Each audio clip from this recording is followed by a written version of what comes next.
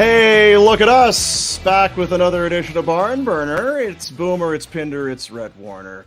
Our first late start of the season, game one, first 8 o'clock start. We're all here. We've all made it. We've survived it. Look at us. There was a close call. Was there really? We don't usually bring, let's go to the Jack Cam early here in the program. Really? Who deserves a back rub and maybe a rose or a nicely cooked dinner in your house? The girlfriend, for sure. Tell us why. I was sleeping. My alarm went off. I kind of dozed back off. I get woken up at 8:45. She says, "When's the show start?" I said 10, and I put on my pants and I left. Good that you didn't sleep in your pants. And I'm glad you wore your pants. Good thing, yeah. Kept your shirt on, just not your pants. Yeah, that's good. Now, are you? I don't want to get too into it. I mean, we got to get into this hockey game last night. But are you living with a significant other? Are you living in sin? Yes, I do. Separate rooms. Separate rooms. Yeah. Separate beds. Well, there you go. Retro, good to see you. We had a hell of a time. I'm also living in sin. Yeah. Really? Yeah. Sinful every day. Yeah, he's married, but living in sin. No, it's the Rob Ray thing. That's the sinning. They're a thruple, I think, is the terminology now. Yeah, whatever you want to call it. Is that what it is? You missed a hell of a time at Greta last night, buddy. I know there was, and now again, when we did the show yesterday, there was some talk you were going to be there, but we collaborated. And he was. He was going to be there at that moment. That was not a joke. Some executive decisions were made, and Shuffling. So you missed out. You missed out on dome beers and nuggets and hot dogs and a Flames victory. But thanks to everybody over at Greta. They treated us great last night. Awesome room. Yeah. Our live event partners from McLeod Law showed up en masse. Three tables full of McLeod Law folk came and were rooting hard. Somebody in Peter Klein's group is like a top 5 Zadorov fan on earth, and I couldn't get enough of it. I just thought it was sensational. Secondary assist, huge fist bumps. Zadorov! Yeah, I think it's actually, it might have been Peter's daughter. She was calling for another Zadorov hat trick, because didn't he have a hat trick in the last game of last year? Right, you got to keep it going. Got to keep it going. Some big hits. He did, yeah. He's still Zadorov, hey? That's the thing about Nikita. He hasn't changed. He's still very Nikita Zadorov. But a great time for everybody. Thanks. We gave away some tickets to a outdoor game. We had some jerseys to give away. And we're going to be doing this throughout the season. It's not going to be every week, but we're going to have a chance for you to join us. We're going to go to Greta. They got a great little room there. Got your own bar. They got the TVs up there. Awesome. So we're going to be going back to Greta throughout the hockey season. So thanks to Casey and everybody at Greta for the hosting accommodations last night. And a big shout out to Kids Sport as well, who were there selling raffle tickets, and that's how people ended up getting to some sort of outdoor game in Edmonton. People are excited about. I'm not sure which one, but yeah, it's for the kids, right? That's right. We give and we give and we give. We love the kids. Big win for the Calgary Flames, 5-3. A dominating performance from the home team last night, from start to finish. Really little doubt that they were going to come away with the 2 points. Yeah, kind of as expected. Just drop the puck. Is that what it was? Let them go. I mean, no, they were outplayed. They were badly outplayed. There were quite a few mistakes. Because on TV, because on TV where I was sitting, on TV it looked like it was the opposite. Yeah, Winnipeg probably a little sour leaving the dome without a point last night. At least a point. Probably should have had 2, maybe, but hey, it's the role reversal. We talked about it on Afterburner last night. A year ago, you couldn't get a save, or you ill-timed goals on your goaltender. You'd be outplaying and outshooting the opposition, and you can't win. And last night, it was your goalie bailing you out, saving your bacon, and you found a way to win it. He did bail you out, but he's still. There's one or two things you could have done. 2 things. One shot. And one. Just eat it. Yeah, it's five something left, like under 6 minutes. Top line for the Jets out there. Like, we don't need any more chaos. Just grab a whistle. Slow this down, Marky. Not the Timbit cover where you jump up and then land on the puck. That's right. That would have worked as long as it was under a pad. That would have been better. And like, how many times last year, if I told you shots were 10-2, but the team that were down 10-2 in shots, they were leading 1-0 at some point. It felt like every single time that happened last year, it was the Flames down 1-0. And for the game one of this year, which is 1 of 82 and means nothing, it was the other way. And so I think there was a bit of relief, and it was a fun win for the fan base because we just didn't see any like it last year. Wow. Like they were the victim of those games all the time, never the benefit. After they tied it up, what was everyone in the city expecting? Oh, here we go again. Here we go. Even though and it's that shot too, right? After all those great saves early, and I think if it wasn't Kyle Connor, I think I give him some credit because he just like, would you like fries with that? 40 goals every year. I don't know. Like that, he does something to change the angle there, but you wish Markstrom had that one for sure. So with that, it's one game. It's so hard. We were doing the afterburner last night. How much analysis can you pour into one game? I'll say this: there's a few takeaways, and I want to get your thoughts on them. It's not bad to see Markstrom play like he did last night, because I don't know about you, those first 2 or 3 shots, like this is going in. This is the same shit from a year ago, and he looked very good. Again, aside from that one shot, he's the reason they win last night. And will have to apparently play that way. Well, if they play like that, Jesus, right? Like, Huska's post game was interesting too, Rhett, because he said, "Look, I didn't think our structure was bad. I thought we just turned over the puck an S-ton. Like it wasn't that we were in the wrong spots; it's that we continually gave the puck to the Jets." And that's theme from last I think year. that's probably a good read on things. It wasn't that guys were in the wrong spots, although there were some open looks on the power play in front. But at 5-on-5, it was just like, how are we having so many D-zone turnovers here, fellas? What's happening? Listen, we can get deep into the weeds. Awesome they get a win. Awesome to see Markstrom. They did have some chance of power plays goals. The guys you wanted to see. What's Mangiapane going to do? Huberdeau, great. Zadorov, we talked about him. Great. Weegar, Anderson getting in on the scoring. Lots of good things. One game. If we want, we can very easily. How do we get outshot at home in a opening game and get outplayed early? How are we not? Usually you expect the home team to come out and the opposition team, okay, we're going to have to weather the storm here. And it wasn't really the case. But I don't think we need to go down that road yet. I think that the things we were worried about, Markstrom, probably the most specific, played a hell of a game. Well, I was going to ask you, I had it written down. When we get to the 60, 70 game mark of the season and the team gets a win, our whole thing is no style points. We don't care. A win's a win. 2 points is 2 points. Is it the same in game one?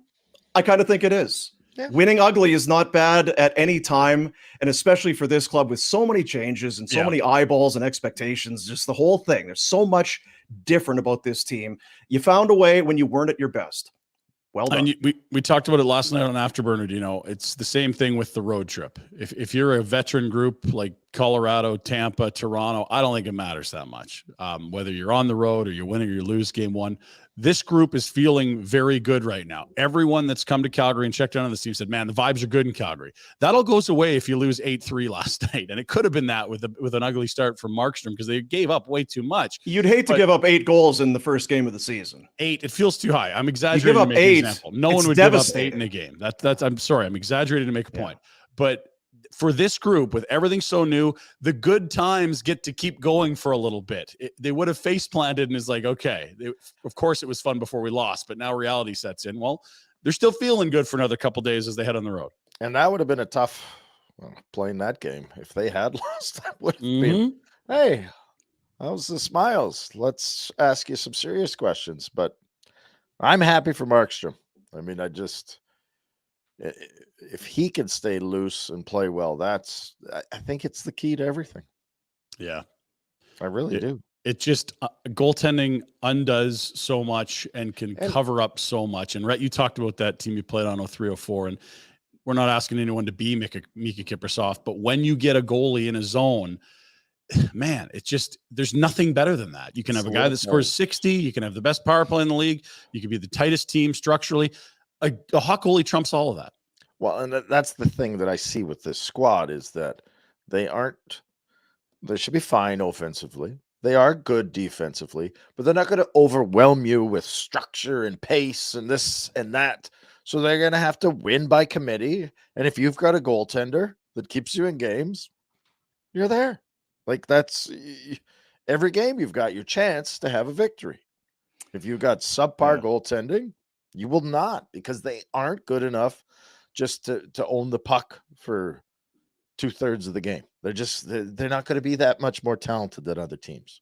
So Markstrom's massive for them. Message coming in on the chat, on the show chat here from Absolutely Snot Bubbled. So ASB chiming in. Does having fun mean not playing defense? They were having fun last night. Listen, this is a broader view of things. Mm. Defense and traditional defensive play is gone. It doesn't exist. Explain that. For a couple of reasons.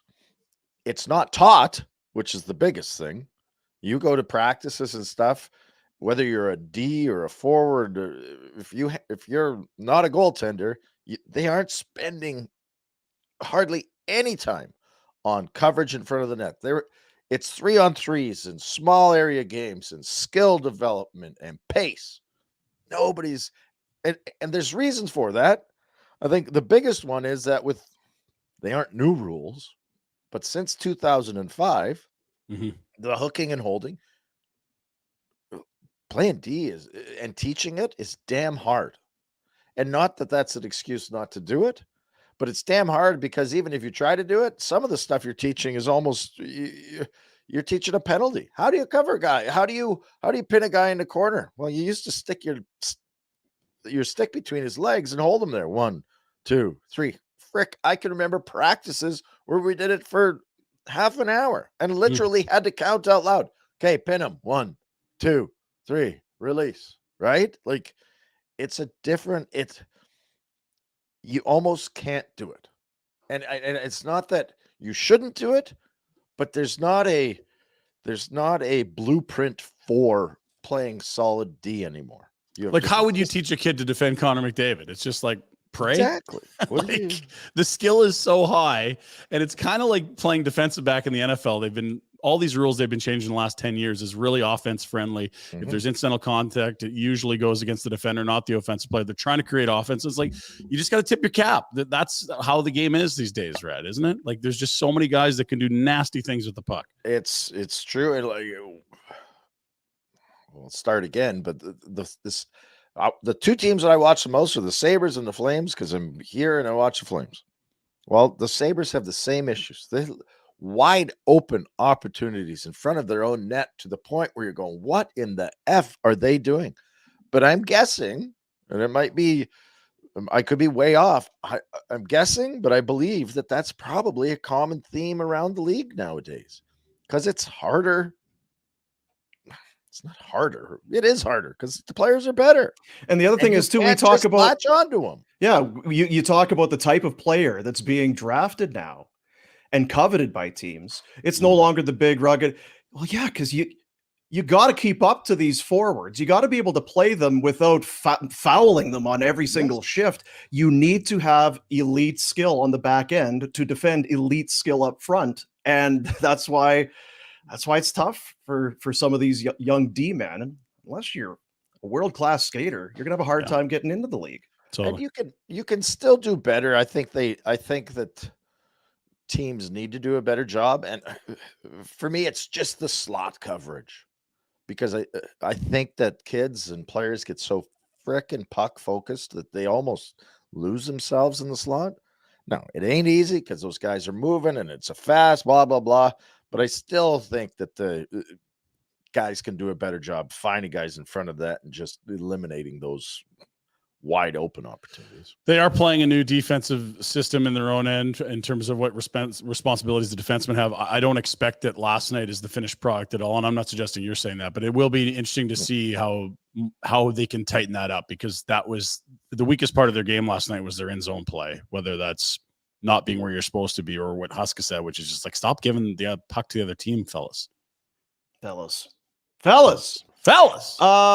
You made the comment, I think it might have been earlier this week. We were talking about the practice lines, or the lines through camp. Sharon Govich for a while was on that top right side with Lindholm and Huberdeau.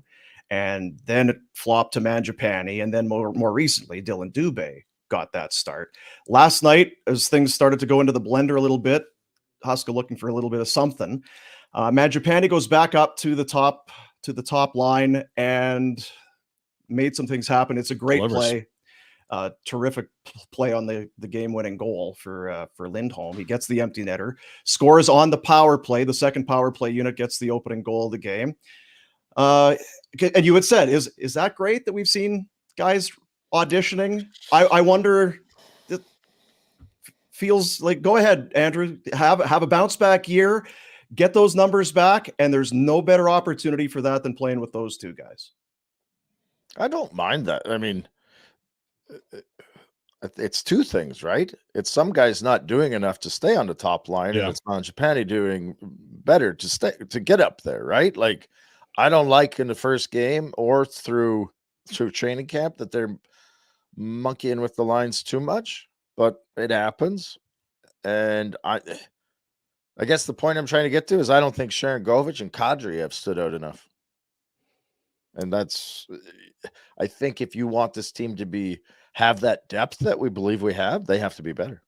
And that was the thing too, because we said yes. No, sorry, I jumped. Hey, Nazem, here's Sharon Govich and here's Coronado. New guys. Congrats, you get some of the new guys. So, okay, well, we'll make those work. He is a veteran guy. I think we'll probably end up talking about Sharon Govich, and not to get on the guy after one game, but he's probably he was on the penalty kill, made some plays. I didn't see him a whole lot in the offensive zone.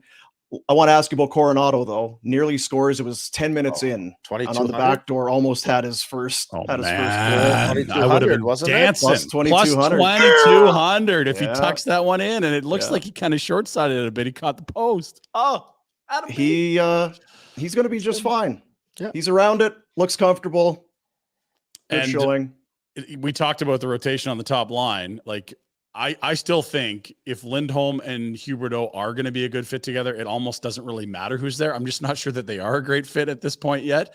But if they're going to keep swinging guys through, why not at some point give Coronado a look? The only thing I worry about with Mangiapane there is I really like the idea of someone that can fly on that opposite wing of Huberdeau. And not that Mangiapane can't skate, but you knew that, with Dubé there or Sharon Govich there, you could say, yes, the speed quotient's real there. Would you give Coronado a shot there at some point? I don't think it's a bad idea at all. I think they're going to use everybody there because it's their only right shot, like Dewar and him, to play the wing.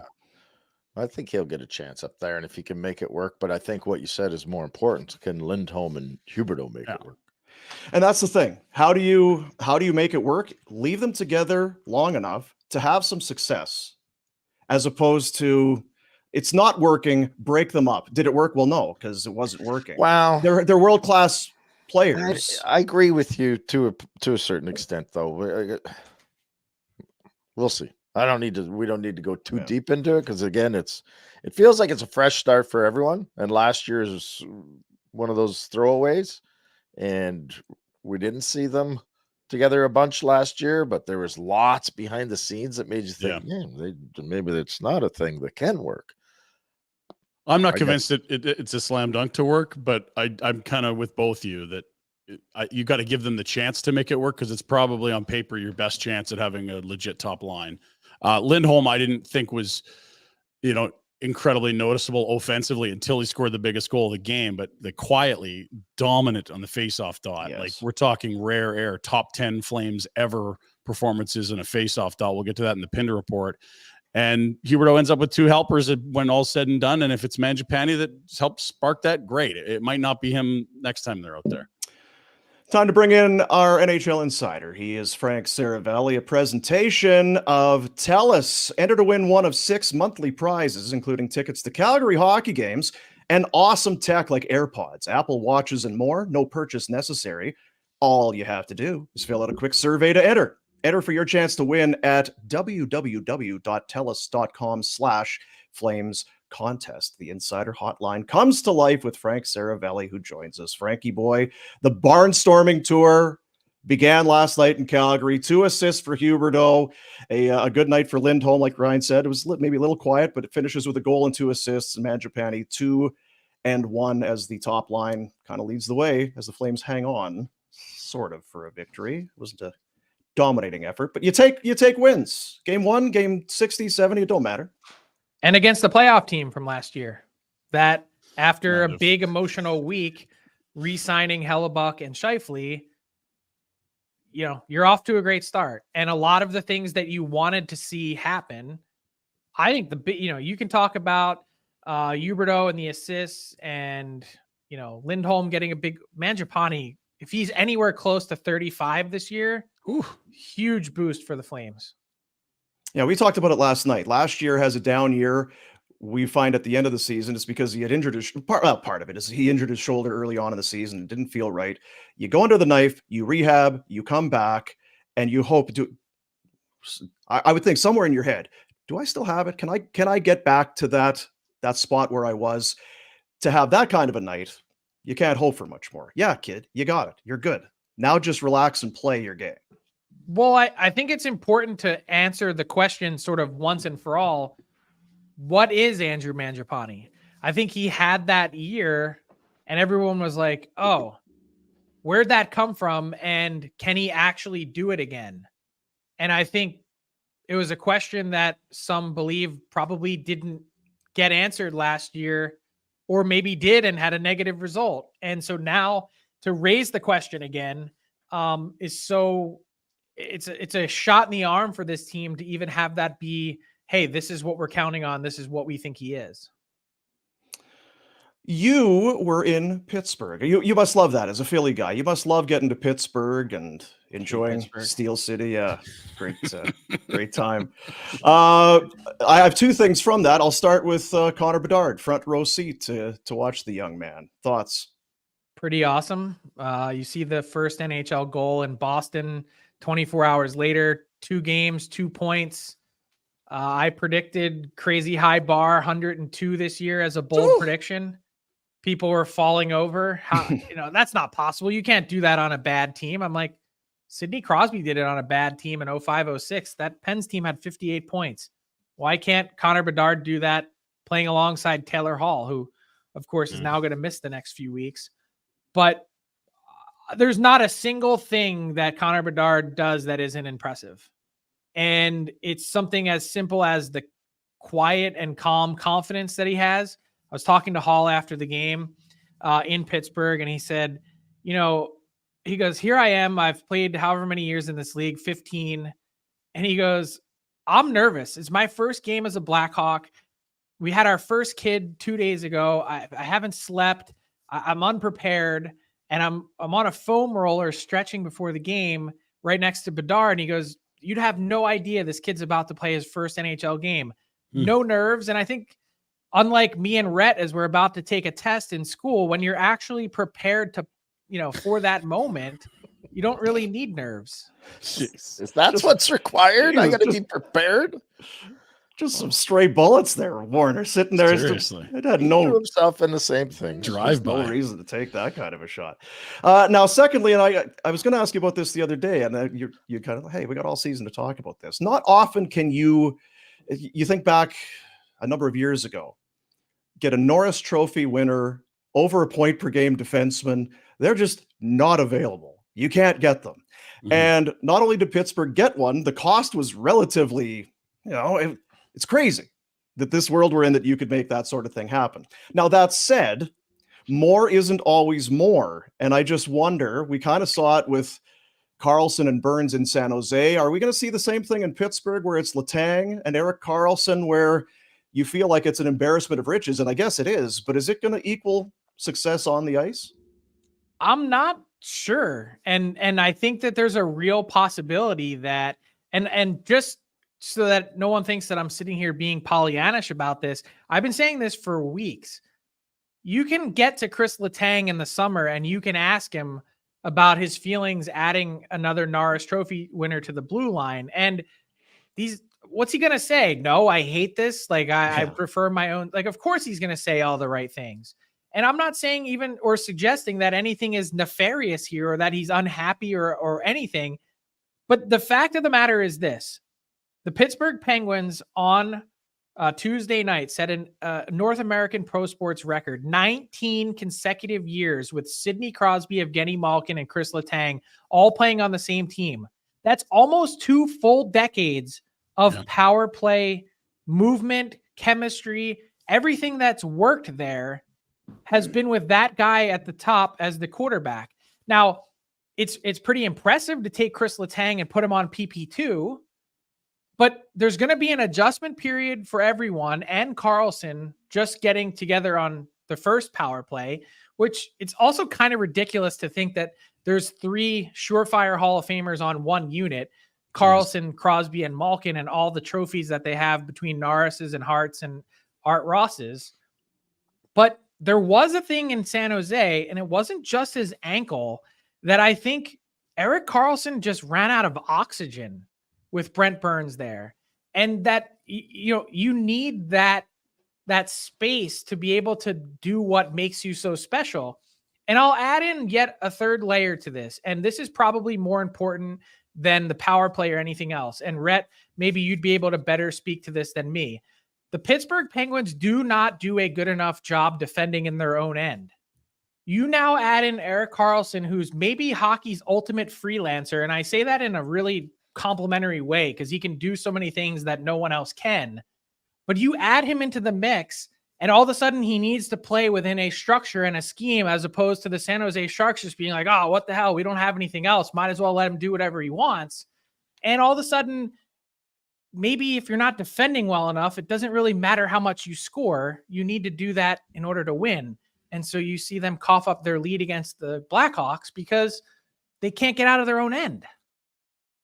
I never liked the move.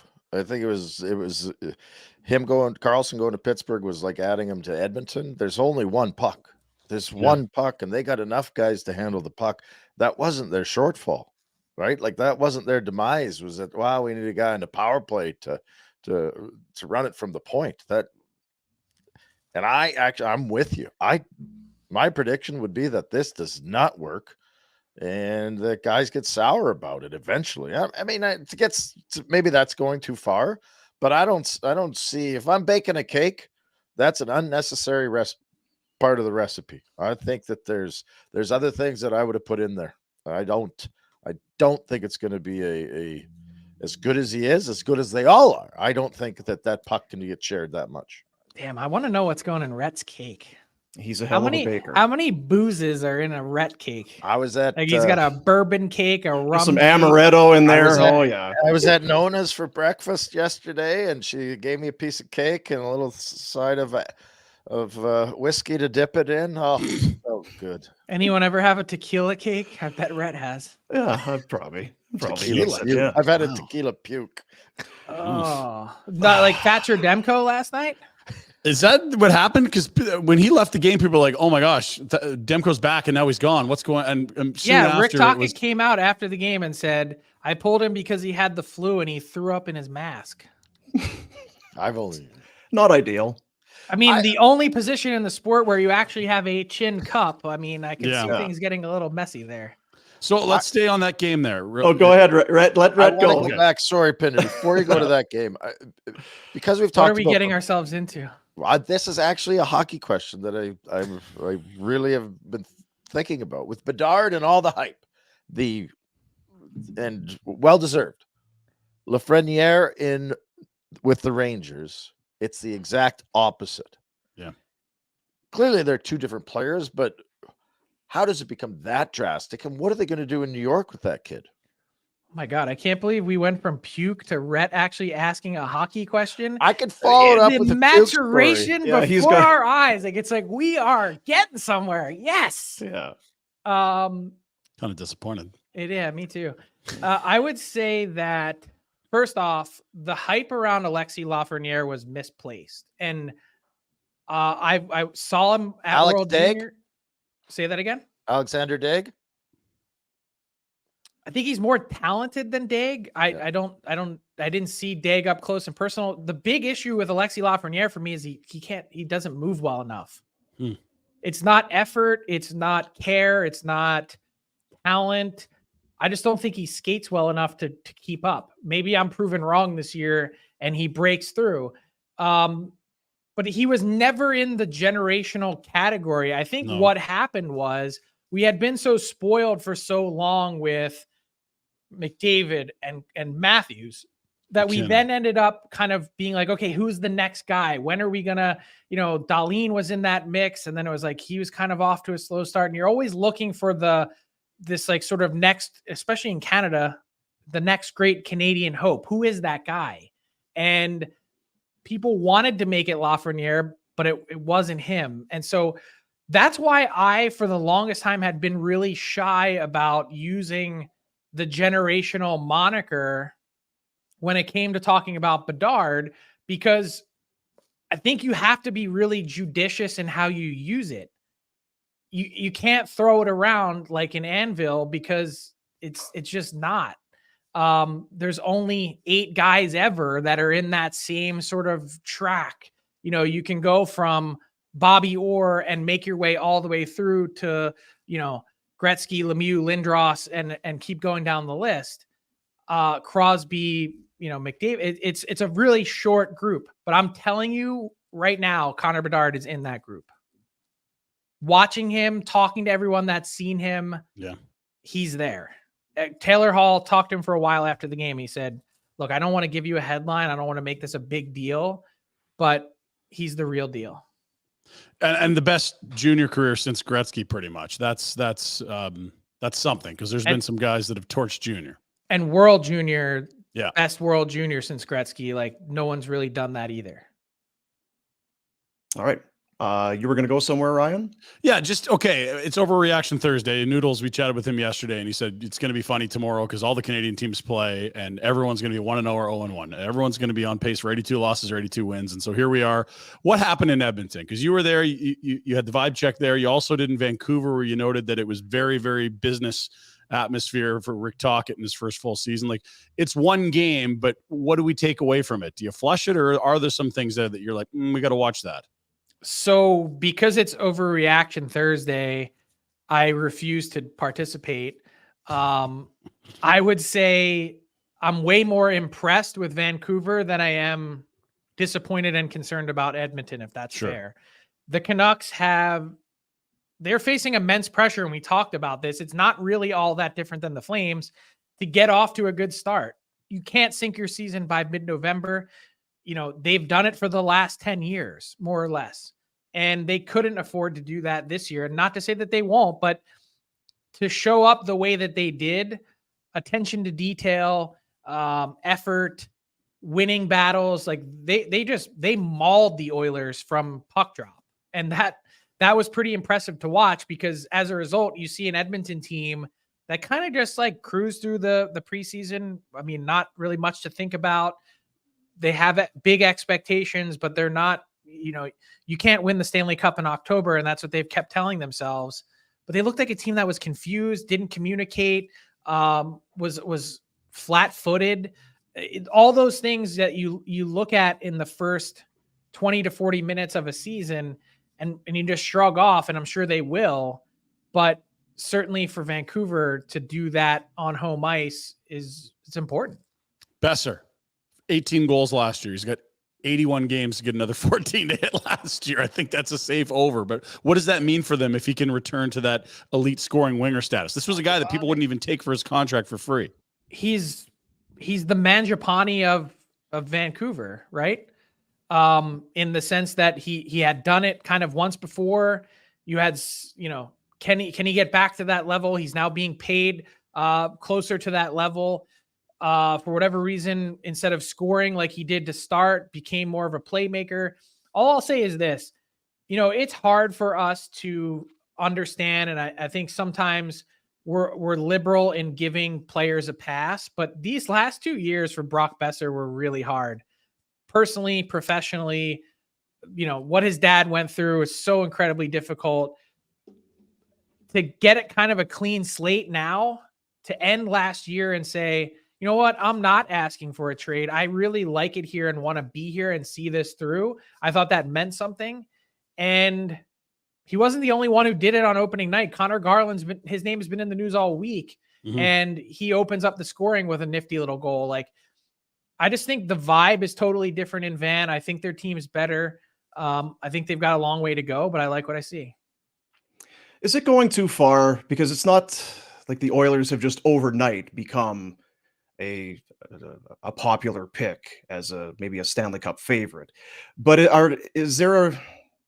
are teams now really going to get up to play the Edmonton Oilers? Is there, because I feel like there's more of a focus now. So many people have picked the Oilers. They've had McDavid and Draisaitl for a while, but I just wonder. Guy question. No, I just wonder. And for Rhett as a defenseman, you would have to sit in the locker room when you're playing one team. It's it's pretty balanced. I don't know if there's any one guy, but if you're going against another team, it's like, well, these guys are good and they've got one of the best players in the world, two of the best players in the world. I got to be ready tonight. I just wonder if the Oilers are going to run into that. Maybe a gauntlet here and there of teams that we're fucking ready for you. I think they're ready for him last year. Hasn't it been a half decade of that? Yeah. Where have you been? I'm not saying that McDavid has overnight become. It's the first time people have faith in the Oilers. Before it was their goaltending isn't good enough. They don't have enough on the blue line. Now it's like, no, they got Ekholm and they brought in. There's some belief that they finally have a more complete team that could let them truly contend for a Stanley Cup. Rhett, you can answer this, but if you're not getting up to play Connor McDavid and the Oilers, like, you will be shitting your pants in the first 6 minutes. You got it all backwards, man. Those are the days. Puking in your helmet. That's where you don't feel well, and you might have, maybe the Philly flu, shoulder injury. That's just, I'm not quite sure if I can go kind of scenario. It's no sense embarrassing yourself. It's the Philly flu. Anytime anyone would pull into Never had the Philly flu. Loved going into Philly and knocking the piss out of the Flyers. One of my favorite things to do. Pull into the Roxy spectrum flu, and the Roxy if whoever's flu got that picture of me in the box, somebody put That's it a so good Frankie can see it. Yeah. Frankie- So did you play a lot in the spectrum or no? Yeah, we beat last game in the Spectrum with Florida. Mike Huff, double OT, scoring on Ronnie Hextall. Boom! Suck it, Lindros. See, you get up to play the Stars, Dean. You see? Yeah, that's right. He's playing Lindros. You got the best out of him. Not bubbled Lindros like almost every game that series. It's not bubbled. Yeah, absolutely. Where's the biggest hot seat? Is it Pittsburgh? Because I feel like hot seat for who? For the coach? No chance. That guy, Mike Sullivan, is like bulletproof. He got a 5-year extension from ownership. He, like, outside of Ron Hextall, this is before Kyle Dubas came in. He is as locked in as they get. He is like the safest coach. It's like him, Rod Brindamore, and maybe a couple others are like the safest guys in the league. Is that right? Yeah, where do you go for a hot seat? That's interesting. Ottawa. I mean, yeah, it's not really. Yeah. It's not that bold or interesting. It's Jay McKee. This is a 5th consecutive year for DJ Smith. Got to get off to a good start. This is year 3 after the rebuild's been over, per the GM that now has a director of hockey ops or president of hockey ops above him. Like I think they're good, but it's time's a ticking. Inexcusable, unforgivable if they get off to a bad start. And guess what? You know it's not going to help yourself?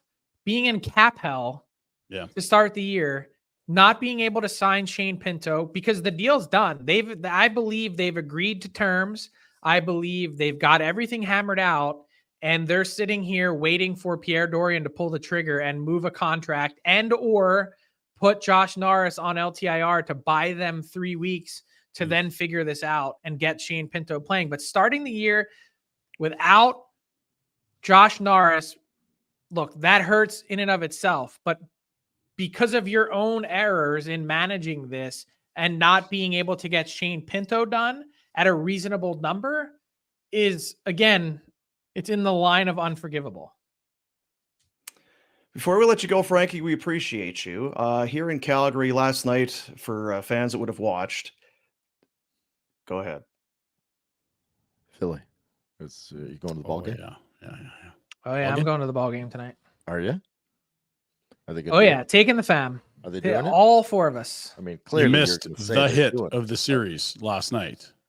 That mean mugging that Harper gave the shortstop, that is something. It's like I tweeted it out, hanging in the Louvre. Like, it's just, whew. You idiot. Like, so Rhett, if you, I'm trying to think of like a hockey exam. It'd be like saying like, good error, Connor McDavid. Nice screw up in game 2 of the series, but did it saying to it loud Gretzky. enough. I did it to Gretzky. Come We're on. playing Florida we were playing the Rangers. Frick. And I cross-checked Gretzky in the ribs. Classic. And he turns around and gives me a two-hander, and he gets a penalty. I'm like, Suck it, Lane. Suck it, Gritz. Yeah, I kind of stuck it in there.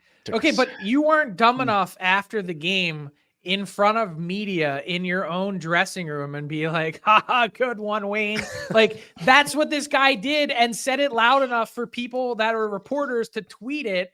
And then he turns around and jams it up his ass twice. And as he's rounding the bases, the death stare. So Beautiful. I said, my 9-year-old, we're watching the game last night. And I'm like, God, I love Harper. He's stone cold killer. My guy looks at me, he goes, isn't that a bad thing? And I was like, no, come on. Are you kidding me? That's exactly what you want. Is he a hated figure outside of Philly? How? Because he's one of the Bryce Harper. Well, that's the thing. Usually, when you're one of the game's best, there's going to be you're cocky and the hair. He's very flamboyant. I just want to. He would seem to be hateable if you're into that sort of thing. But I dig him. I have so much respect for him because he was on the cover of Sports Illustrated at age 16. Jeez. And to follow through at every point in your career, multi-time MVP, $300+ million contract, to routinely deliver on expectations is hard to do. And I just think there's something to be said for when people hype you up time and time again.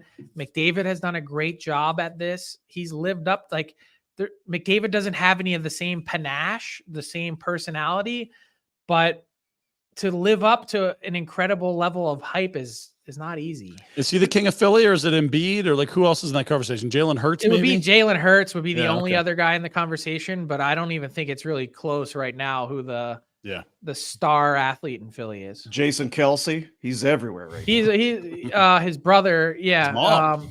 Yeah. I would say he's up there, but it's Bryce Harper.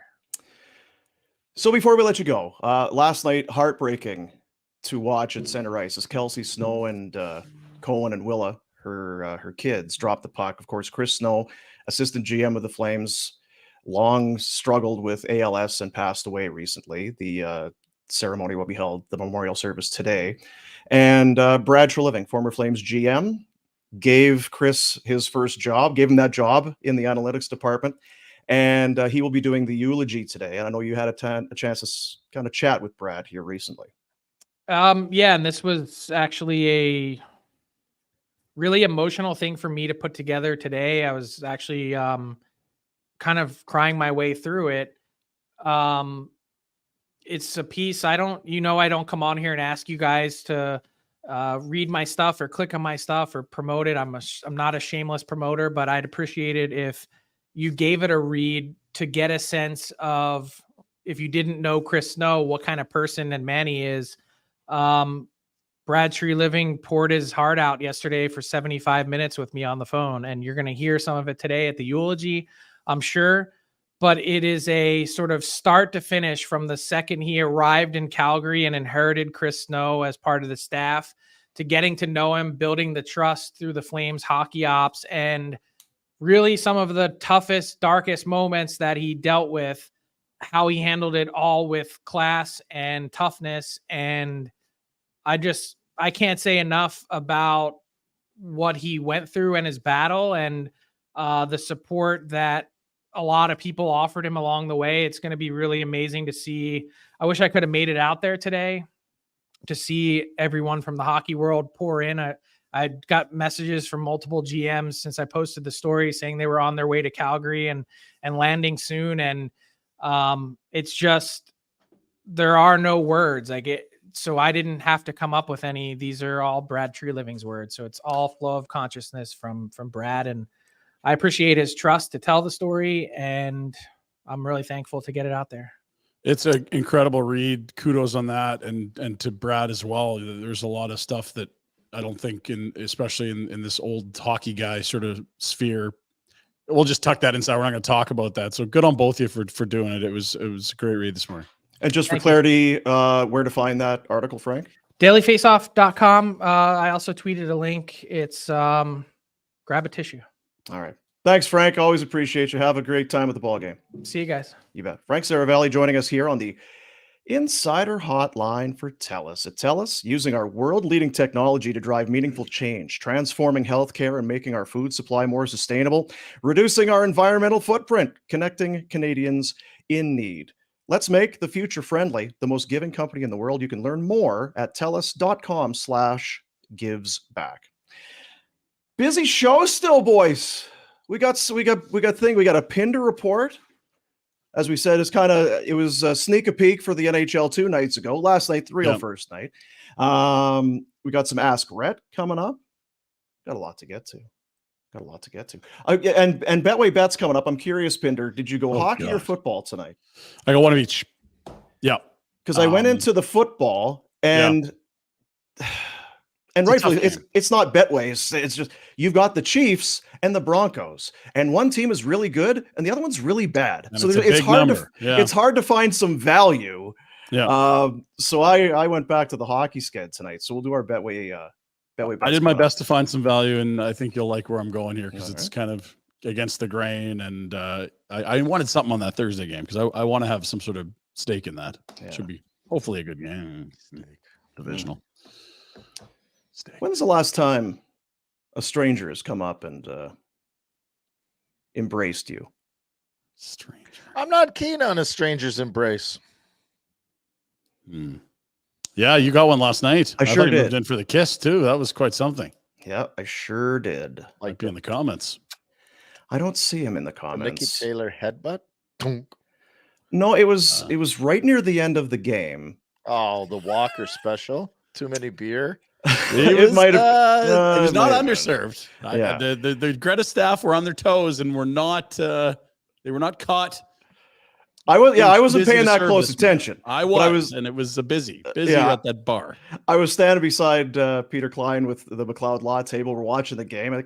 If you watched it, as you know, it was close near the end.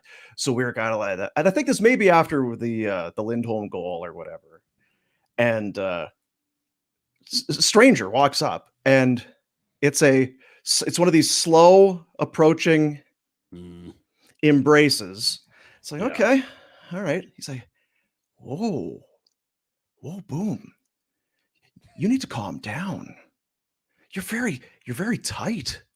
I can feel it. You're very tight. Boom, you gotta calm down. I'm like, well, it's stressful, or it's stressful. No, I can feel it. I know my dad died of a heart attack, and I know you need to calm down. Thanks, bud. Get back. That's good. Your heart racing? Yeah, had enough. That's good. Thanks. Appreciate it. And he'll be in the comments there once in a while because he told us which guy he was. Hey, I'm so-and-so. But I don't like any part of it because maybe this guy knows what he's talking about. It is a little scary, yeah. It's awkward, and there's might be some truth to it. Boom, the shits for you. Hey, boom, listen. No, serious. Listen, you got to calm down. You're really. You need to calm down. My dad died like that. That's what he felt like. He died of a heart attack. You need to calm down. He also noted to me that we can't send humans to Mars because bone density without gravity disappears and your bones will melt. And he's like, you know that. You're well researched. I'm like, I didn't know that. I know very little about things that aren't sports. Well, yes, clearly that's bone density. Everyone. Have a gravitation. Yeah. I don't know. He's an interesting fellow. One of the least boring people that were there last night. And the best part was after he leaves, Peter from McLeod Lies like, I was watching every minute of it in case it went sideways. I had your back. Thank you. My lawyer's right here. Before you get I was at the angle right beside him. Like, did he just kiss him on the neck? Like, this was a very close it embrace. Was very weird. I was like, oh my God, this is awesome because I could see Boomer like just trying to like slink out of his own body. Yeah. My lawyer is right here, and I'm not afraid to use it. Let's do the Pinder Report. Busy one to get to. It's a presentation of Village Honda. Huge selection of used vehicles. They've got their dealership group. They collaborate over 400 used pre-owned quality vehicles inside the dealership group. Make Village Honda your one-stop automotive destination in Calgary. They're worth the trip. in the Northwest Auto Mall, your dealership for life is Village Honda and presents the Pinder Report. For life. Okay, here we go. We've talked a bit about last night's game. A reminder, if you're new here or it's been a while here, we just want to freshen things up. We are doing 82 post-game shows. We did one last night after Boomer's very awkward hug and, maybe a bit of a tense crowd out of the gate at our watch party at Greta. Let's have a little peek of what Afterburner looked and tasted like last night. Bet the responsible way with our buddies at Betway. So are you you're gonna hit that over on Mangiapane points? He's on pace for 240, right? Something like that. It would have been one of those things because when he first came back to town, he was at that golf tournament, and I had surgery. Yeah, I've been rehabbing. I'm not ready for contact yet, but we've talked about this a little bit. I don't think we can appreciate what it is to rehab. You've gone in for surgery. It's not like, oh, I'm a little stiff. I'm gonna get a chiropractor. I'm gonna go get some physio. You go under the knife. Yeah. This is your career, and you're coming off a disappointing season. Right. To be able to rehab, come back, you feel like, and I don't know, did you pay close attention to how he was in the preseason? Like, he was okay, right? But how much stock do you put into preseason? Not much. To come out and be a factor in this game and then get that bump to the top line and make the most of it. I mean, it sucks for Dylan Dubé, who started the night there. It's a long season. Things can change. But for right now, to come back from the surgery and cash in is great for 88. What a goal. And what a pass and the timing of it. I mean, you feel great for the kid. I just think of his journey. Late pick. You know, the OHL was like, are you sure you don't want to go play junior A? Like, we don't think this is for you. I believe Dale Howardchuk was instrumental in Barrie with him.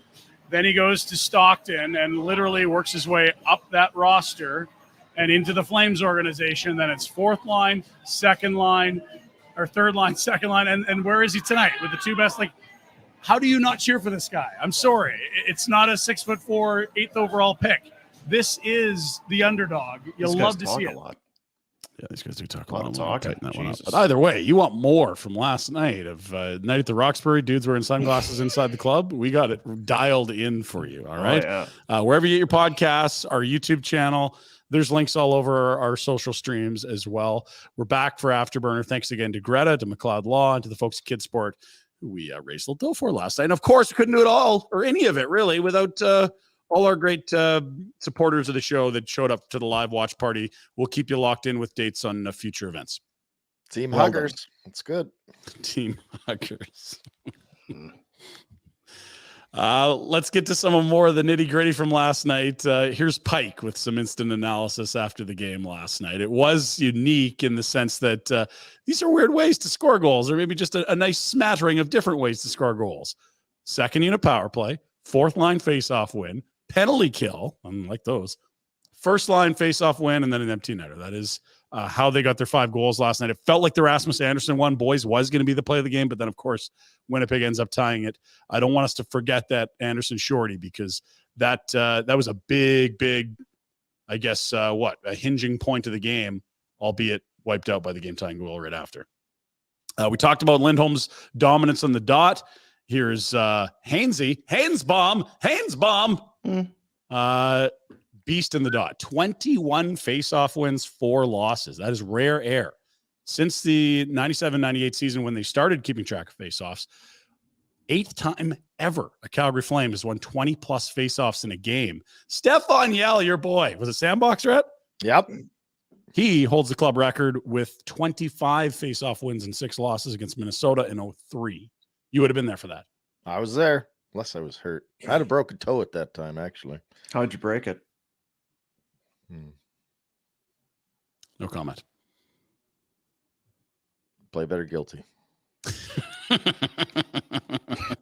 He is a legend. More Hainsey. You want to know more about 20-plus face-off wins? I know you do. Hainsbaum, 80 stats from 80 feet. Here we are. Just for me, because I love the tweet. Conroy has done 21-plus twice. Jesus Andrew Castles has done it twice. Yell, that one we mentioned. Clark, Monahan did it in what, his second or first year? because he was drafted in 13. Yeah, second year in the league. And Clark Wilm somehow gets on the list. You saw it, Rhett. Don't bury the lead. Clark Wilm once won 21 plus faceoffs. My, Who are they playing? Who's Is his this Nagano? coach having him out there? Good. Fired that man. Jesus, Brian. What Is this an exhibition against Tokyo? Like, what Yeah, are we doing here? That's commendable that you won, but you're out there way too much. Yes. 21 wins? Like, you shouldn't even have that many shifts. Like, no way. That's a very sound point. Yeah. Poor That Will. must have been an expansion team. Who was an expansion team then? I don't know.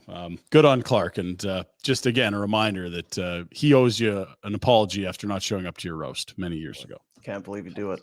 How rude of him. Sure. Frank mentioned it after you prompted him to, Dean. I had it in the Pinder Report. Here's a screenshot of what's on dailyfaceoff.com. Brad Treliving, I guess, paying tribute to what Chris Snow meant to the organization and as a human and how the strength of the Snow family. Frank said it right. Grab a Kleenex and read it because it's emotional. It's incredible. And yeah, I mean, I just feel like if you are someone that's interested in the Flames, this is an important read. And Frank and Brad, both of them deserve a tip of the cap for doing this. The tradition is to not do things like this in the tough guy, grown men, contact sport universe that we've watched in the NHL. I'm glad that we're seeing this. Awesome. We have one other Flame thing. Item 6. I'm trying to remember what the heck it is. Oh, here we are. What do we got? Throw it up for me. Remember we talked about how bad Flames were in season openers? Last year, they snapped that 0-10-2 mark with a win over Cal. It's 2 season openers in a row they've won, Dean. It's easy. Yeah. It happens. You go on a long losing streak, you win a game, you're going to win 2 for sure. There you go. Coach, get a new coach, you're going to get a win. Guaranteed. So Huska gets to stay for the season. Good work, sir. What exactly did we talk about for the last 4 or 5 months when there was no hockey and we didn't pay any attention to the preseason? I don't remember. Barbecue chicken? Yeah. Yeah. Bologna? A lot of baloney. A lot of baloney talk. Yeah. Baloney fest. Yeah. Here's the schedule. Saturday in Pittsburgh. Monday, Washington. Buffalo next week. You're going for Wings with Connie. I love it, Rhett. They're here for a couple days. Columbus, Detroit to wrap. Interesting road trip. It's kind of the Titans of yesterdecade with Crosby and Ovechkin's crew. They aren't bad, but they aren't what they once were. And then I'm curious what Buffalo looks like. It'll be Johnny against the Flames. And Detroit's one of those teams I really don't know what to expect. We thought they were on a very steep upward trajectory, and then it was like, are any of these young high draft picks going to turn into stars? We'll see what they are to wrap up the trip. Get the boys out on the road, Rhett. I don't mind it. Did you say Detroit? Detroit. Try it. I don't think they're as good as people are expecting. Is that right? I don't know that people are expecting them to be good, though. I think like a Yeah, year but ago, I would have everyone's, told you they'd be good. by Buffalo, now. everyone's better, Ottawa, better. You know what it is? I'm It's not sure. It's Stevie Y. Sneaky Stevie. Stevie knows what he's doing. Look at what Stevie's doing. Stevie's Yeah. doing a lot. I don't know. We talked about that before. Yeah, I have I'm not thinking- seen criticism of Steve Yzerman until this offseason at any sort of level. And it was this offseason where it's like, is this a slam dunk that it's going to work just because Stevie's here? Because there's some head scratchers in there. And we'll get our first look at them through the Flames lens. There was to wrap the road trip. criticism of Stevie when he was dealing with stuff in Tampa, wasn't there? When he was sitting on, who's that? They had the high draft pick. He went to Montreal. Oh, Drouin. Yeah. They Didn't the he hell play of a deal. They hardball got with some guys Sergachev. too? St. Louis. Win. Yeah. Win. In Now, hindsight, what do you think he's about? won them all. Should I get involved in the Calgary Flames team building? I've got some great ideas. You still got the Daisy Dukes? That would work, actually. Yeah, put the Daisy Dukes on. No, Little no, cut-off no, no, shirt. no. The Whirlpool Jet Boat Tour. They're Mhm. here for a couple days. What are you going to do in Buffalo? Like, sit and stare at the wall. Go to the Sundowner. Well, they would have their passports, so yeah, you can That's cross the border. That's a good idea too. We go on the Whirlpool Jet Boat Tour. Great time. Everyone's excited. Zip around down there. See the falls. Should I bring it up to Conroy? Or? You absolutely should. Okay. Yeah. I'm going to do that. Yep. I mean, if he's responding to your text now, that'd be a great thing to do. I'm teasing. Okay. We'll move along. Last night in the NHL, we had a tilt, and I think we have a new, I don't know if I like this team. I love this guy, though. Let's take a peek at who wanted a piece of Ryan Reeves last night. It's our old buddy, Wi-Fi. Remember Wi-Fi? first period. Over than a hit. Reeves, the big hit there. Goal scorer Evans. Klingberg shoulder to shoulder with Harvey Bedard. Jake McKee up Get with there it. eventually. Build up here. I don't mind this. You can see how it all unfolds. 7 minutes. Yeah. Highlights. Ryan Reeves. Another hit, Reeves. And okay, let's do it. Arbor. Arbor Jackeye.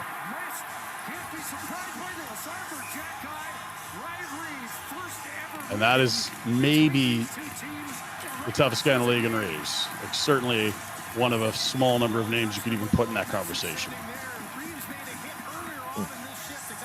Not necessarily a full back and forth fight, Rhett, but you love to see that from a young kid. I don't know that anyone could spell his last name if they were given 100 tries. It's Xhekaj, hence the nickname Wi-Fi. I would call him Twitter because Twitter is now X. Yeah, I don't mind that. Okay, sure. Hey?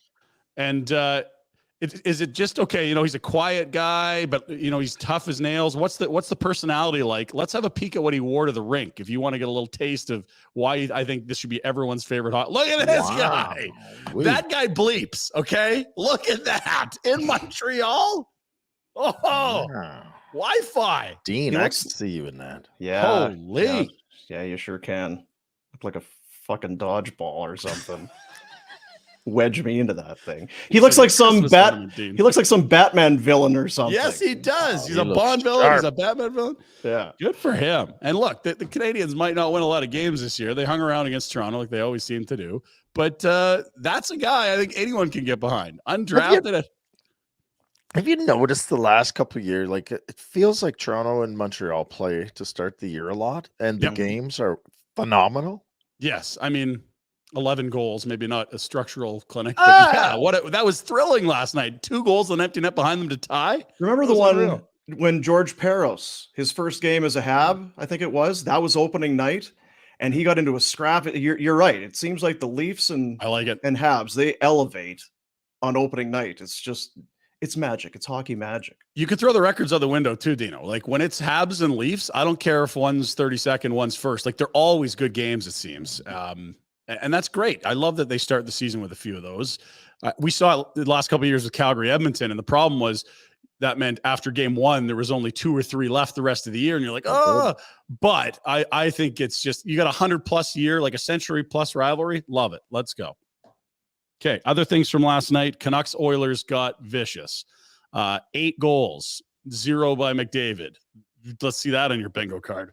And yeah, after the Oilers started taking cheap shots, quote unquote, at some of the Canucks' best players, 13 and a half minutes left. Yep, the good power play unit still out there, up by a half dozen for the Canucks, and they play again Saturday. That's another one I'm going to be tuned in for, boys.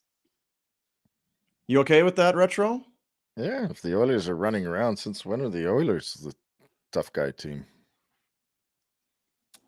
-4 for Evander Kane. Although, look, it's one game. It's one game. Not trying to pin on anything. Both goalies, the exact same 4 on 16. Oh, Not the Jack Campbell Redemption Tour start they were hoping for. You hate to see it. Just a shame. If only they could get a break up there. Maybe, yeah. We'll see. Season Saturday please. shouldn't be boring in Edmonton. The scene switch, same 2 teams on Hockey Night in Canada. Good stuff. Let's go to Major League Baseball. We heard Frank reference it. The man that owns Philadelphia and one of the stars of Major League Baseball, Bryce Harp there, baby. And that wasn't the best angle of the mean mug, but it's out there. Not hard to find him looking at the shortstop as he rounds second. Did you chirping me? Is that the move you wanted to make? Was that ball over the fence? I couldn't tell. Like, I'm just going to keep running, but It stayed I in think the it's a- park, but it was in the second deck. it looked from where I was standing. I couldn't hear the ump, so I just kept running. Yeah. You don't even need the signal. Everyone in the state knew It that. felt one like I was got right. all of it. I'm just going to keep running, but Ooh. we'll see. Maybe there's going to be a play at the plate here. I'll just keep going. I'm trying to remember the name of the. Oh boy, this is on the spot. There's a Baseball Insider. I was listening to a podcast, and he said Toronto was the loudest building for playoffs when you had that Bautista team and the Edwin walk-off, the Bautista home run. It was kind of that hockey crowd. They're throwing beers on the field. It was insanity. He says Philly is the venue right now. There's nothing louder in Major League Baseball, and you can understand why after watching that one. Starters tonight, 1 game, 1 series remains. It is the one we just watched. It is Atlanta, the best team in the regular season we've seen in ages, maybe a decade. Spencer Strider, though, down in this series, he's the best pitcher in the National League. He's going to win the Cy Young. He'll go against Suarez for the Phillies. It is a Phillies lead in this series. Or excuse me. Phillies lead, chance to wrap it up at home here in Game 4. That would be something. Atlanta, heavy favorites, not just in the series, but anything involving winning this year. They've been the heavy favorite. Would be quite something if they got ousted along with the 100-plus win Orioles, the Dodgers. Been a crazy postseason. That Harper home run makes me want to grab 2 cases of Origin and sit down and just. I know. Why does that game start? Crack, crack, crack. Let's go. Let's go. I know. It's the best part about it. There's so many games. Baseball.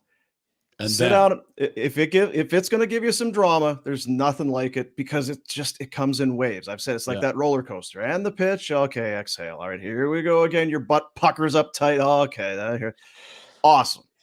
And in Philly, I saw some people, they were debating what's the best best sports town in America. Yeah, that maybe it's Philly here the last stretch with what the Eagles did. They had that crazy parade a few years ago. The Phillies have been doing their thing. I don't know. There's going to be some cities that'll have something to say about that, but Philly's got to be up there. It's only the Flyers that aren't holding up their end of the bargain, and at least they're not boring with torts and gritty, right? So cheers to Philly. I think we can all get behind Harper and the Phillies at this point. Let's go to Thursday Philly. Night Football. I'm less keen on this game, fellas. If we have to order up something on the TV menu.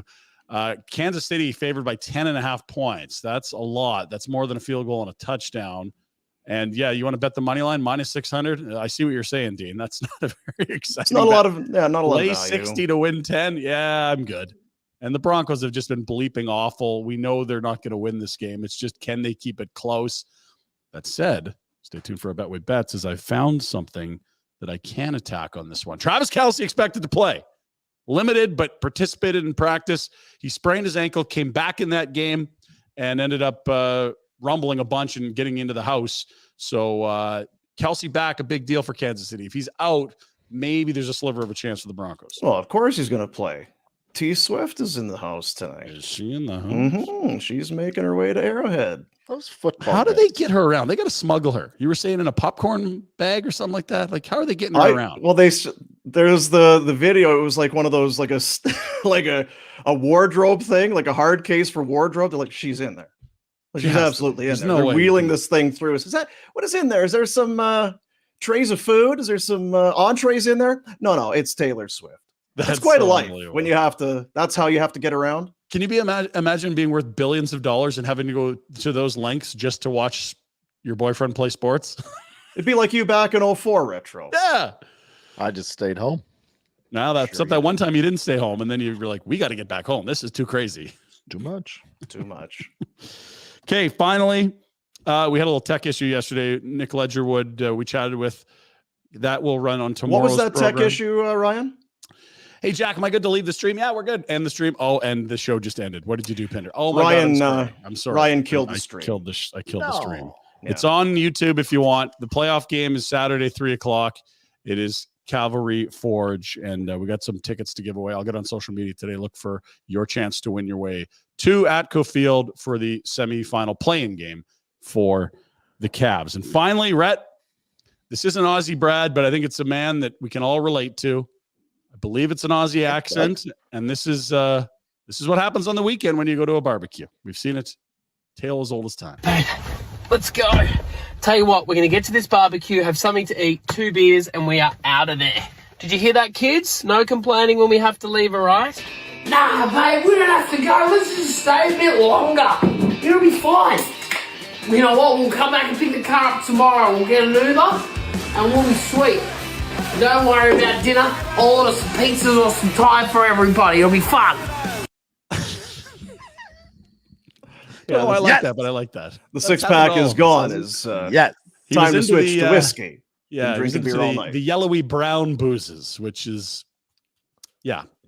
Then leaving the car here is a great idea. We could use a walk tomorrow morning. Fresh air. Be great. And we've all done it. That's your Pinder Report, fellas. And the look you get from the shoveler. Yeah. My Aussie less keen on those. Can I throw something out at you guys? Yeah, Please do. Seeing as I know you guys so well, and I know you poke fun at the CFL, but you're big fans. You just want what's best. Mm-hmm. I did notice where the Grey Cup will be presented this year. Are they back in the Hammer? November 19th. I'm just wondering, maybe, could pick you up, go to the game, Grey Cup. If I bought a plane ticket to Hamilton in November, I'd be waiting at the airport a long time for you to pick me up. No. Oh, hey, is that today? You were flying into? Oh, sorry, Boom. We had practice. Sorry, Dean. Yeah, I didn't get the email. I don't have emails it's on my phone. Good. Mike. Well, geez, we're in Rochester. We got a hockey tournament. Sorry, Boom. No. Because I know you so well. Love to go. Yeah. You would definitely want to I'm drive throwing to it out there, Hamilton and you guys. to sit It's with going to be me. Stamps Riders, right? They're going to cross over. Is that possible? Can we get Stamps Riders? So Look at this. Look at. We could go Look back to back. We'll get a limo. Yeah. We can watch the Jets play the Bills.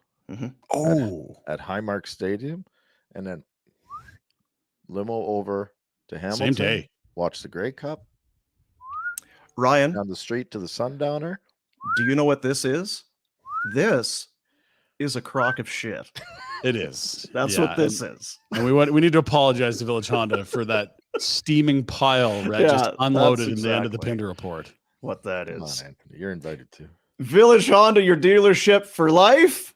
New in-stock inventory arriving daily. They're on the ground. Start your automotive adventures at Village Honda, where all that new vehicle pricing, Yep. it's all MSRP. I think that's a good thing. I've been doing some research. Wasn't sure what it meant. MSRP. It would be weird if it was a bad thing and they were promoting it. Yeah, they wouldn't be doing that. It's like, I can't believe how much more vehicles are here than anywhere else. Our policy is to charge too much. No, it's not that. What are we doing here? No, MSRP. It's a good thing. Okay, Village Honda, your dealership for life. There's a Bird, longtime fan of the show. Really? Can Rhett name one Rough Rider? Ooh. Kenton Keith. No, he has to be active now. Oh, all right. Oh, Chris Zarka. No, he's Getzlaf. to this year's team. Yeah. Getzlaf, of course. Ryan Getzlaf. Yeah. No longer on the team, and not Ryan, but well done. And yeah, guessing by that answer, we know the answer. Yeah, there it is. If you feel like you're having issues with your hearing, if you're having some ringing, if one ear is it because now you kind of get Ryan when I got ringing in my ear. This is no good. You get very panicked very quickly. Oh, well, if something happens. Honestly, I remember it was 2 years ago and it was freaking me out. And there was a lot of stress at that time in my life. And my dad's got a long history of hearing issues. And I went and got my hearing tested, and it was tinnitus, which is like, are you dehydrated and stressed? And I'm like, you're goddamn right I am. And I don't sleep enough either. That's where I was in life at that point. And to find out that, yeah, this was not hearing loss was a massive weight off my shoulders, given the family history. And I can't tell you how much that, not that it would have been a death sentence, but that, right. Hey, at least I know what it is or isn't. And that there was a lot of relief there, Dean. So yes, I did have my ears ringing 2 years ago and thought the world was ending, but things are all right. I think it's one of those things where probably people, maybe it's on one side or the other. It happens once in a while. You're like, oh, that's kind of weird. Yeah. What is that? Huh? You should get that checked out. It is truly one of those things that can, fester and get worse. Go to hearingloss.ca for more information. Hearing Loss Clinic, been doing it since 1993. Their sole mission is to improve the quality of life for people, every aspect in your life. And as we've said, it hits people of all ages. Kids can have hearing impairment. Men, women, it does not discriminate. Serious health risks have been linked to untreated hearing loss. 4 Calgary locations with more on the way. And in British Columbia, you got Cranbrook, Creston, Fernie, Golden, and Invermere. They are award-winning. They are at the head of the class when it comes to any issues with your hearing.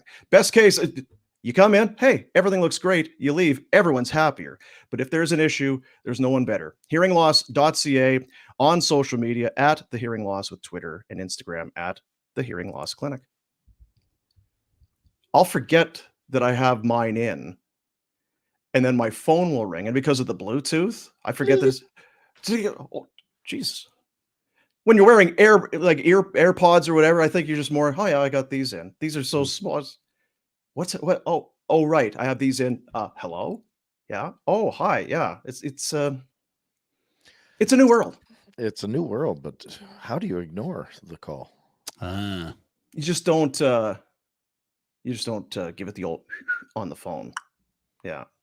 Gotcha. Yeah. Just mute that ringer. Yeah, I can. It's more easy than ever to take phone calls. Still don't do it. I'm guessing you go for the red zone. You're like, okay, honey, I'm just gonna be downstairs. Yeah. I'm just turning these off for a bit. Oh yeah, baby, red zone. It's one step removed from somebody holding the phone up to your ear. No, sorry. I just it's not a good time. It's really not a good time. It's time for Ask Rhett. Oh, what a great time. There's not many people who have lived a more storied, varied life than Rhett Warner. Grew up in the prairies, went to South Beach, lived in Miami, lived in Florida, the mean streets of Buffalo, ended his career in Calgary. He's traveled the planet. He's had relationships succeed and fail. Sage wisdom and advice from Rhett Warner inside Ask Rhett. Here, a presentation of Bon Ton Meat Market since 1921. There you see it, Calgary tradition.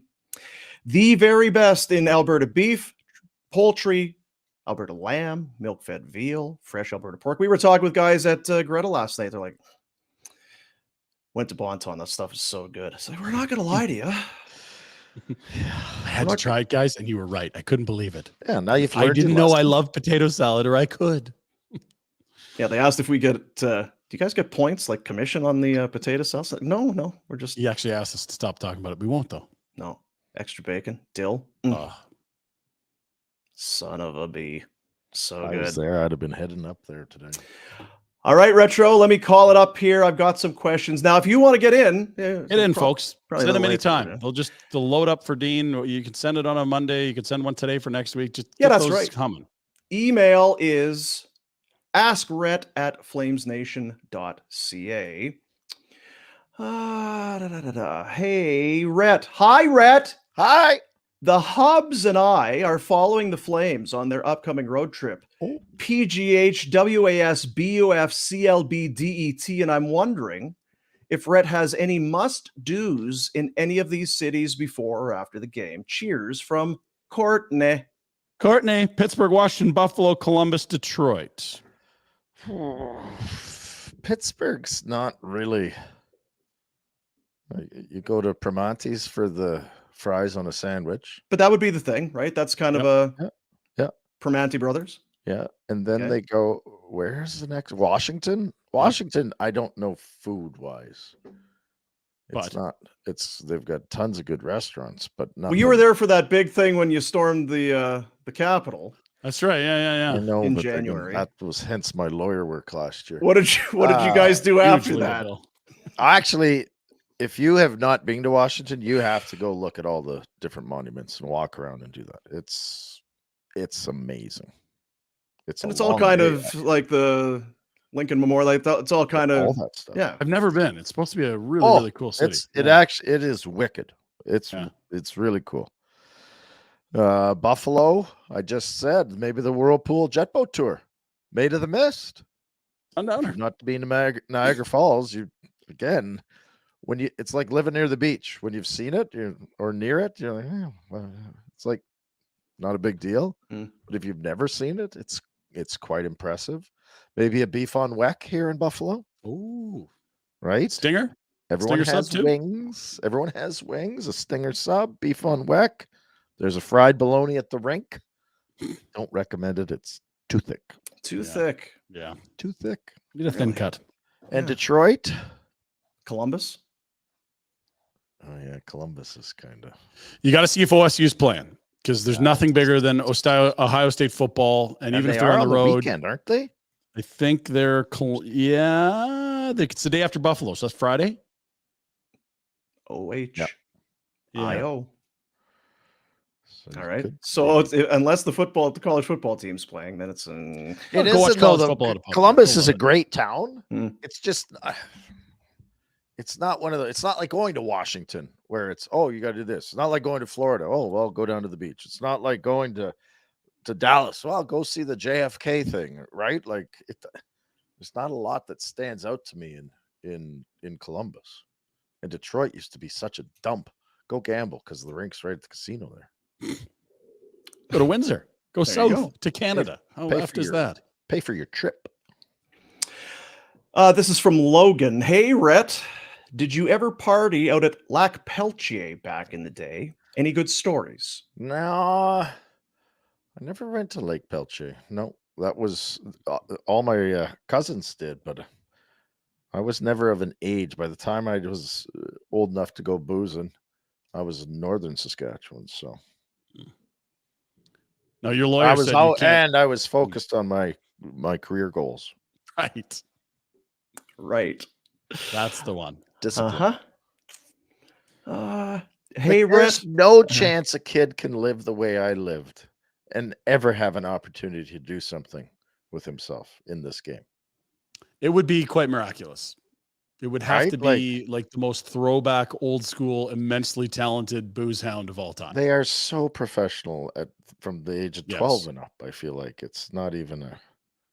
Now, sorry, it's Ask Rhett. Go. No, go ahead. You're on a good train there. Who's the kid? Because I find this interesting being around so many youth and their goals and dreams and athletes and this. There's a kid in Toronto who made the roster. I think he was a second rounder from a couple years ago, and there was an Minton? Yes. Yeah. Kind of the buzz of Toronto. Made the team, had no business making the team if you'd projected it a month out. And further back in his life, from what they say, it was he did everything, not that I did, like stupid stuff, but he wasn't on the ice 24/7. He'd played other sports. He had other interests. Whereas today it's, if you're going to do this, you got to do it, and you got to be dialed in on it from morning, noon, and night.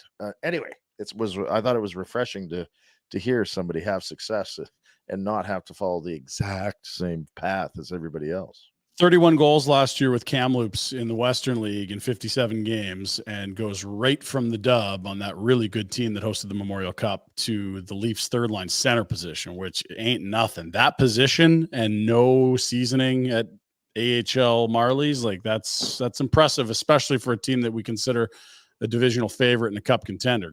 Kudos to the kid. I mean, that said, it's Treliving's team, and he doesn't know what the hell he's doing. So there's probably a lot of teams this kid wouldn't get a Something was sniff. coming there. I was worried. Hey, dear Rhett and Flames Nation. So this is all. Ooh. Did Kipper ever have a dart in between periods? Cheers from Dylan. I don't think he did. He would have if he was allowed and they didn't have like in the washrooms of the airplanes, right? Yeah. I think between the third period on a Friday and maybe the first period on a Saturday, he would definitely have a few darts. It's just maybe not the same. He wouldn't have smoked. He would have had a dip. Yeah, fair. He liked the dip, and it was weird. He'd roll it into a ball and then that's the European way. Stick it in his front. It's called macula. It's almost like clay that you pack together. It is crazy. It's gross, hey? Yeah, and just bring it in rot your teeth. Overseas, and they always say, "Oh, the chew from Europe is better for you, different." And the only thing more gross is when they leave the spitter bottles there, Oh, or the spitter cups. No, you want to be disgusting. Craig Vale, No, leaving the Mary Graham Balkans high school football game. Do not. Thought it was Stop him. Cut his mic. Don't let him. sip. Don't let him finish. Cut his mic. Don't. Gross. I'm having flashbacks to a party at university. We can't do this again. Oh. Made me tough. Not good. It's not good. No, it is not good. Hey, Rhett, did they do the fittest flame thing back when you would play? Or did you guys always know who was the most unfit flame, and would he get roasted for it? Yeah, we know about Jelena and Iginla, but like, did we have a shaming for the 23rd best in shape. Everybody knew the rankings. Okay. But you not could leading. Yeah, not leading the witness here. It was a question. Everyone knew the rankings. Yes, we did have the fittest flame. It wasn't as heralded. There were guys that had to ride a bike before practice and after practice, and more often than others. But the players never made fun of those guys. Didn't judge. We weren't there to judge each other on our fitness levels. Wins and losses, Rhett. None of this. You're not CrossFit. You're hockey. Plus, they didn't put enough stock into certain events. Like, not everybody's good at the bike ride. Some of us excel in other things. Some of us. Weren't you with that incredible monkey arm reach, to the touch your toes one? That's where you dominated the forward reach. I dominated the sit and reach. Dominated. And quite often would fake a foot slippage on the bike. Oh, damn. Ouch. Foot slip. I can't believe it. Right in the shin. Spun that. God. Yeah. I have been hearing about the sit and reach for close to 15 years.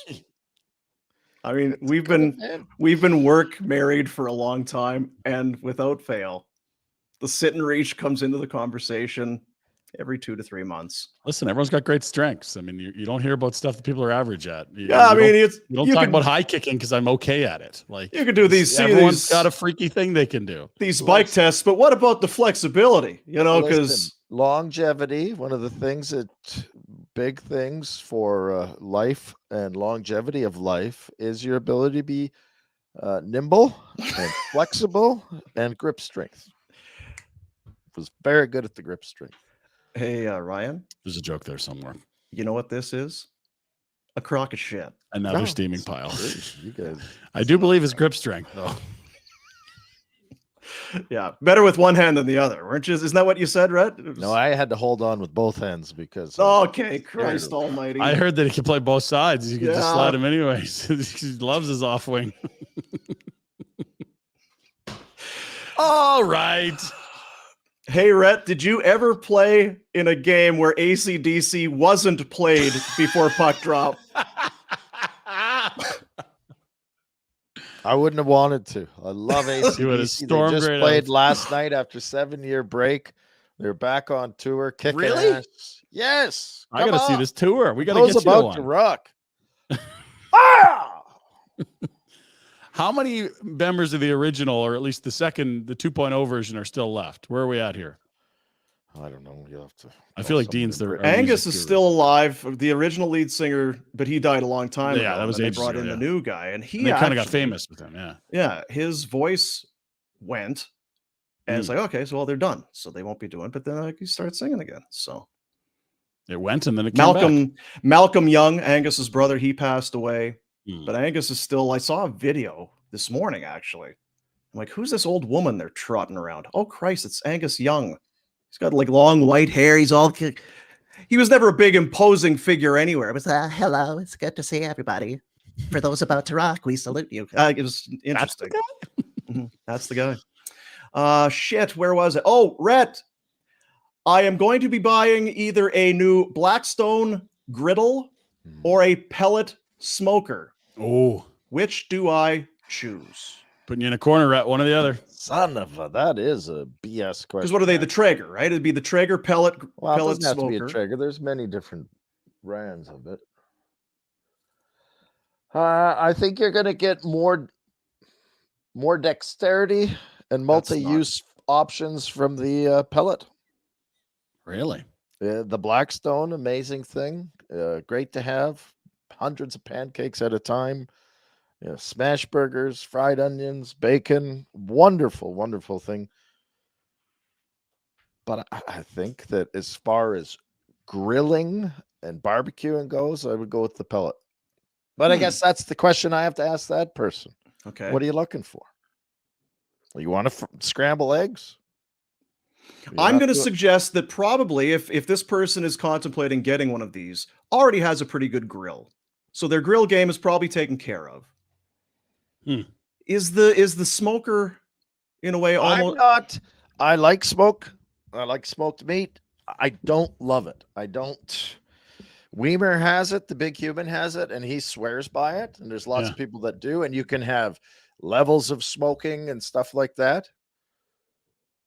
But it's if you over smoke something, it knocks the piss out of me for days. I feel like it's harder to do than you'd think. Like I've never done it, but I remember my next door neighbor was all amped up and he's like, I'm doing this all weekend and I'm doing that, waking up at this time and it's gonna smoke for this long. And then I was like, how'd it go, man? You were so excited about that. He's like, it didn't really go well at all. Like wow, some things are hard to screw up. I feel like it's easy to screw up a smoke job. Am I crazy? No, I think the new pellet grills are pretty good. You set them and they maintain it, so they kind of cheat, but flavor wise though. That's just it. Like I don't have to smoke everything. Yeah. You ever watch? I mean, we know you smoke a lot. It's actually, some would say too much. The gummies now. Have you ever watched that? I think it's the Pit Masters, the thing, kind of like the competition thing on Netflix. It's great. I get it. Probably not a lot of people are going to get into it, but I enjoy it. You got like some white guy who's a chef from the city. You've got some classic old, black lady who's been doing it in her backyard in a backyard pit. Then you got the big heavy guy I don't need your smoker. I just take an old 45-gallon drum and cut it open, and that's my smoker. These all are fancy frou-frou. And then they bring in the experts to taste it. It's like, wow, this is how it's pretty good. It's pretty good. There's tears flowing. It's a very emotional and personal thing. These people's barbecue and their homemade sauces and stuff. Labor of love. Yeah, that's where humanity got its start, fellas. Around the fire. Around the fire. Yeah, eating, cooking, smoke them if you got them. Stories. And this one, G. Keller from Bonton Meats. When is Rhett and when are you guys all in studio? Is what Greg wanted to know. It was going to be today, yesterday, but we're not. Yeah, somehow. That's how organized we are. G from that's ETM. That's a great answer, Ryan, because it's hour to hour. You can it's hard to. You know what? Oddly, though, I think it's fair to say that you not being here today is actually us trying to be organized and forward thinking. It's true. It's just that we should have arrived there 2 weeks ago, but hey, it is what it is. We all have our flaws. We are not the most organized. You know what it was on though, Earth. Pinder? You can't tell old people what to do. And my parents showed up and it's like, you got a different program with the grandparents. I get the F out of Dodge when we got in-laws here, grandparents. Let's go somewhere. Was it sad to say goodbye to old DUG? No, Doug was ready to go. He was there. How much hockey did he watch when he was out? There would have been, yeah. He's got his arena quota. He watched the championship. He watched Billy Bob take home another championship. That's what Billy does. That's what he does. He's a winner. Runs in the family. Yeah, right from the top. Let's ask Rhett. Presentation of Bonton Meat Market. Good one. BontonMeatMarket.com, 28 Crowfoot Circle Northwest. It's one of those things that we have been connected. People wherever we go. Oh, Bonton Meats. Our show over the years, and Bonton has kind of become synonymous. That's something we're very proud of because they are the very best at what they do, and we certainly are not. But if people even think of us in somewhat that frame, then we're happy to associate ourselves with Bonton Meat Market. Once again, Calgary Consumer Choice Award winner for the best deli meat market. Can't recommend them enough. Great people, great product. 28 Crowfoot Circle Northwest. Treat yourself. Go to Bonton. Oh, baby. So, given the little pivot that we made, I don't want to blow Did we pivot? Well, that Rhett isn't in studio today. Oh, I see. Yeah. Can we start booking out around a different date that he will be here, or is that a little too presumptuous over our skis there? It was a this or that represented us. Well, if I'm here for this, then I can't be there for that, and if I'm not here for this, then I will be there for that. I love Halloween. He loves Halloween. Good dress up party. You sure do. Well, let's take a look at the old calendar here. So the game is on a Sunday? 29th. And every hotel in Shelbyville's been booked for ages. So I don't want to stay there anyway. It's in and out day trip. I'll meet you there. I'll fly in on that morning. Right into Toronto. Or Edmonton. Okay, good. That's the important part of the flight. You got to get to the right city. I can't go. I have, but You no. got to get the right date because we've seen you mess that up, and you got to get the right person's name on the ticket. And we've seen that. So It'd be nice to see you for a little. Like, is there any chance you could come in on a Thursday? No, I'll come to Edmonton and Yeah, then I know what stay. I understand. Stupid. I know what you're saying. What I'm. and then you're gonna stay for a bit. Why don't you come to Calgary? Be around for a few days. See the boys. Maybe do something. Isn't that what I just said? No, you're flying to Edmonton day of and then flying home. I'm saying come to Calgary. No, I said I'm Let- fly to Edmonton and then stay. Didn't let him finish, Dean.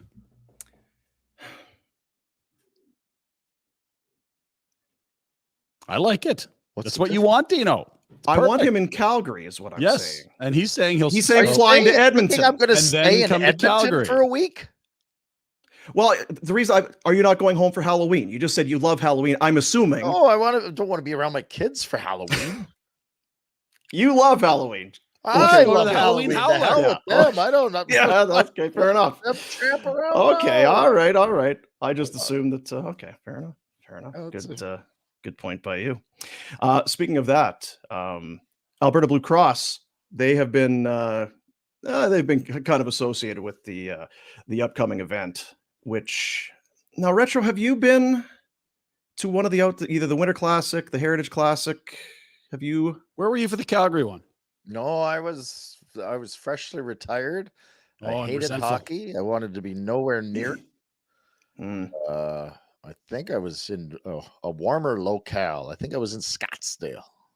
Actually, I know Yeah. I was in Scottsdale Yeah. because the big human called me, and a bunch of the alumni got arguing with each other because they were all drunk. And it was Sounds quite- about right. They needed you to break it up, or well, they wanted to spill their beans. Oh, these guys do it. yeah. Gossip, alumni gossip. Mm-hmm. It's real. Alberta Blue Cross, memorable moments. There's only one thing better than sharing memories, and that is making new ones. Alberta Blue Cross Travel Insurance protects your memories and more wherever you travel and wherever travel takes you. Visit ab.bluecross.ca/travel for more information. There will be memories made. No question. Alberta Blue Cross, have them with you because there will be some memories made as the Oilers and Flames hook up later this month up at Commonwealth. They're going to start, well, obviously right away, they're going to start putting the rink together up there. It takes a while. You don't just do that day of. We got to wait for that team that doesn't win home games to finish their season, but that's got to be close. So yeah, I think the moment that that's I think official, I saw an email the 19th or something. There's I don't know because that gives them 10 days. Because the football field's got that crown to it, so they have to kind of level that out. Yeah. Make sure the water comes off it. Did you have anything, Ryan, about anything? I don't. So last night, Thatcher Demko did the honk in the helmet, and that got me thinking about a road trip and honking in an arena. And if I told you I puked at Staples Center, you guys would be jumping to conclusions with no basis or any reason to do so. Nope. But I had the list of rinks I've been to, and one was LA. I remember not feeling so hot, but I was probably 22 or 23, and my sister and my dad and I were going to go see a Kings game, and not feeling good turned to, where are the washrooms here? I'm going to projectile vomit in about 8 to 10 seconds, and just made it to the stall in time, bowling through a line of people. And I thought, okay, well, I'm better now. You feel good, right? The whole freeway back to San Diego, head out the window. Ooh, So that's the bad. the 805 or the I-5, whatever the highway number, it was technical. It looked like Rainbow Road from Mario Kart for a few days, I think. So health insurance is a good thing. Travel insurance is a good thing. I was going to say, I like that this is the memorable moment that you've chosen to share with us. I just for think about, Alberta Blue Cross. travel insurance. It's like things can go wrong. That was me not alcohol poisoned. So take care of yourself. Yeah. Alberta Blue Cross, celebrating life's memorable moments inspired by hockey. Wayne Simmons played for the Kings. I'm like, this guy's going to be a star. Oh my God. And I think it was like right before that. Was it Jeff Carter they swapped him for? Yeah. It was like, oh man, he was good. Young Wayne Simmons is like, this guy can do everything. He's going to score 25 goals. He's tough as nails. He's running people over. God, he was good. Yeah. He was a good flyer. Yeah, hell yeah. And does that guy not play like a flyer? Yeah. He has family here in Calgary, so there's always kind of that thing. Maybe he'll come to Calgary. He did that hometown discount thing with Toronto instead. Yeah. Calgary. Didn't really want to come to Calgary. Was on his no trade list. Oh, one of those. Yeah, but they'll get the new rink. That'll change. And sometimes you have such a long list, right? It's, I don't mind Calgary, but because I have to give so many teams, I guess I'll just put them on there. I'm sure that's what it was. Might have been just a clerical Work error. it north to south. Sure, that's what it was. Outdoor Dental, the Soleil Laser. We need. I can't wait to see the footage of you with your mouth open and nothing coming out of it for once. There's about 15 minutes of that one day. That was a new record. That's unbelievable. Like, were you still trying, even though it was? I was awake. I was awake. Shut up, Ryan. And it was 15 minutes of not talking. Shut up, Pinder. Glorious. Snoring treatments. It's the Soleil Laser. Dr. J. Patel and Outdoor.dental is the website. Outdoor Dental. They are at, again, you talk about people that are better than us. Better than us. Respected. And at just the top of their game. Mm-hmm.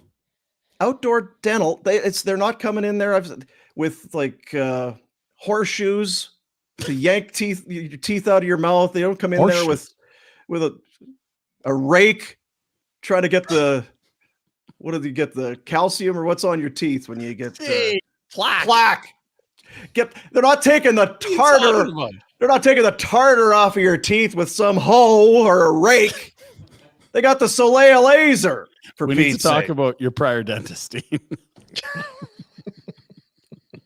No drills, no stress, no needles. They're the best. Outdoor Dental, the Soleil Laser treatment, an excellent solution for just people in general. But if the dentist is one of those things that really is hard for you to take, then this one's easy. Outdoor Dental. But they have the laser, and it's also used for snoring treatments. 2 of those 15-minute treatments that Ryan was talking about increases the tension in the soft palate, reduces snoring, non-surgical, pain-free.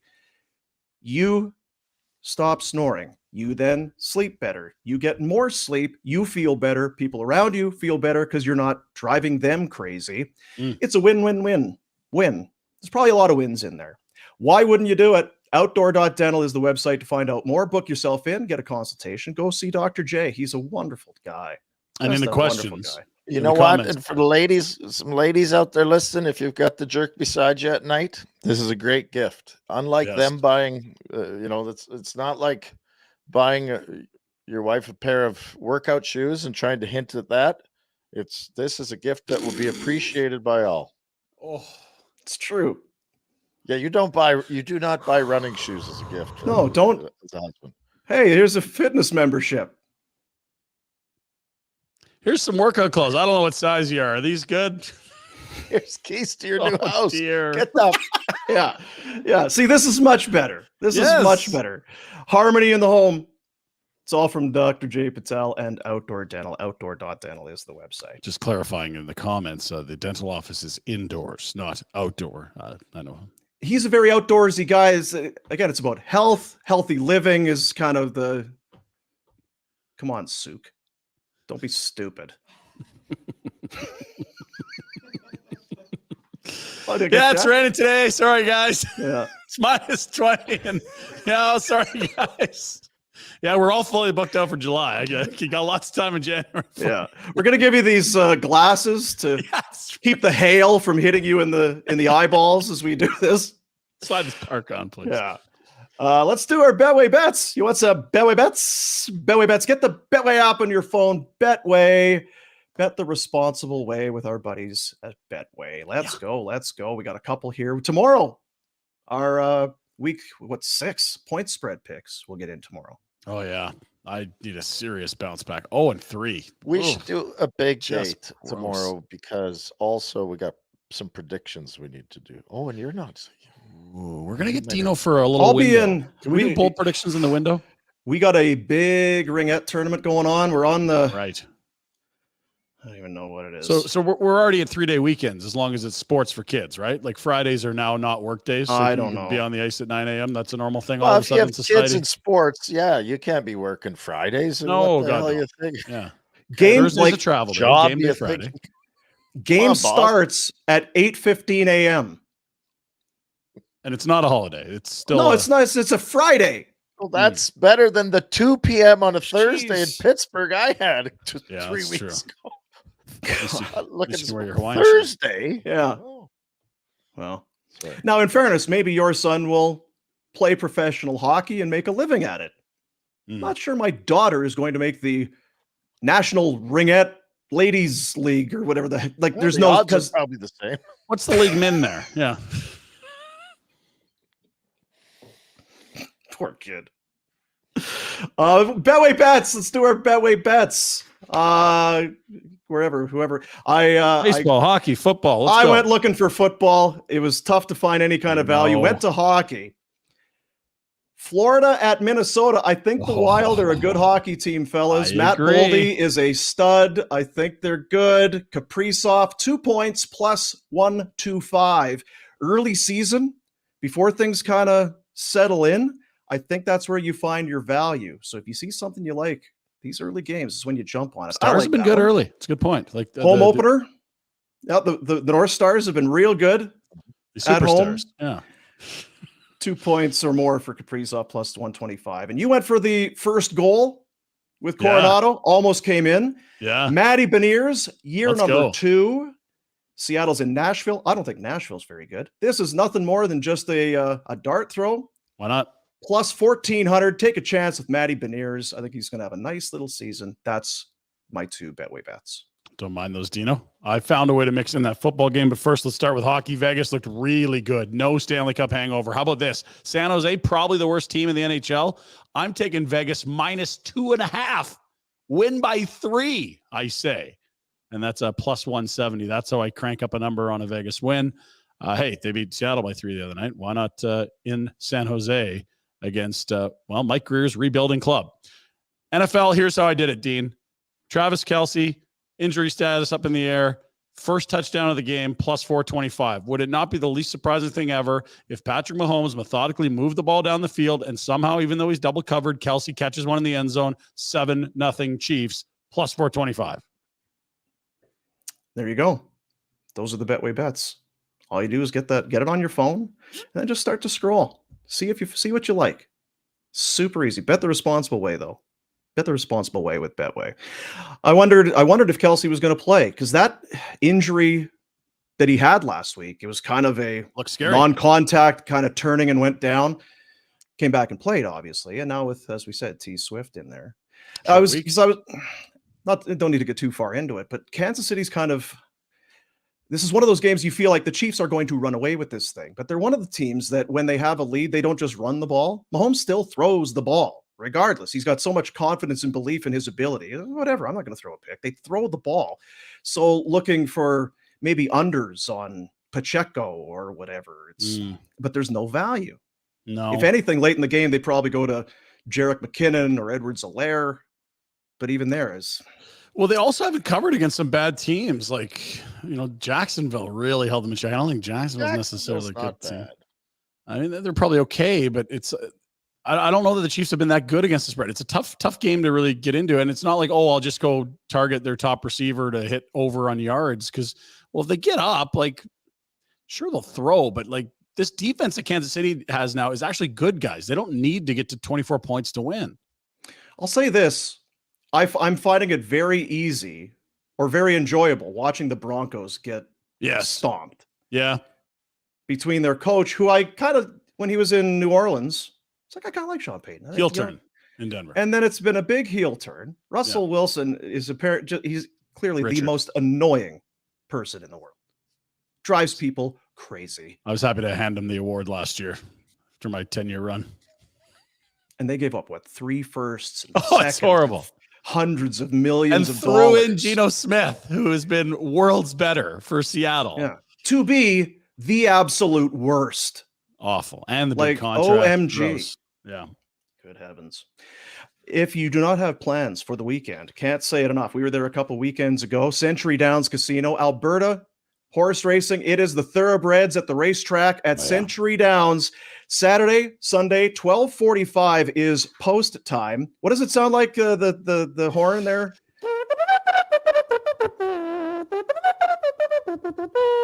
Yeah, that's right. Every Saturday and Sunday for the next, whatever the date is, till the end of the month. September, October, thoroughbred season at the Downs. We had a good time there, Dano. Admission is free. All ages are welcome. The kids were having a blast watching the horses gabber. And the parents were having some fun putting a few shekels down and then yelling at their horse and being probably a little disappointed. We had some winners, though. There were some nice, triactors and trifectas coming in there. Exactor box. Yeah. Yeah. Good times. You won't find it anywhere else. Watch, wager, eat, drink, and maybe win. Century Downs Racetrack and Casino. You know where it is, up by Cross Iron Mills.